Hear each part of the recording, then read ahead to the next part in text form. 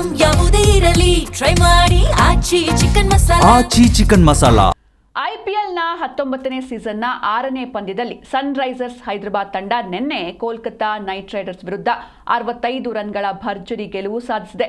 ನಿನ್ನೆ ಕೋಲ್ಕತಾದ Eden garden ಸ್ಟೇಡಿಯಂನಲ್ಲಿ ನಡೆದ ಪಂದ್ಯದಲ್ಲಿ ಕೋಲ್ಕತಾ ನೈಟ್ ರೈಡರ್ಸ್ ಟಾಸ್ ಗೆದ್ದು ಮೊದಲು ಬೌಲಿಂಗ್ ಆಯ್ಕೆ ಮಾಡಿಕೊಳ್ತು. ಹೀಗಾಗಿ ಮೊದಲು ಬ್ಯಾಟಿಂಗ್ ಮಾಡಿದ ಹೈದರಾಬಾದ್ ನಿಗದಿತ 20 ಓವರ್ಗಳಲ್ಲಿ 8 ವಿಕೆಟ್ಗಳ ನಷ್ಟಕ್ಕೆ 226 ರನ್ಗಳ ಬೃಹತ್ ಮೊತ್ತ ಕಲೆ ಹಾಕಿತು. ಆರಂಭಿಕ ಆಟಗಾರರಾದ ಅಭಿಷೇಕ್ ಶರ್ಮಾ ಹಾಗೂ ಟ್ರಾವಿಸ್ ಹೆಡ್ ಸ್ಫೋಟಕ ಬ್ಯಾಟಿಂಗ್ ಮಾಡಿ 81 ರನ್ಗಳ ಜೊತೆಯಾಟ ಆಡಿದ್ರು.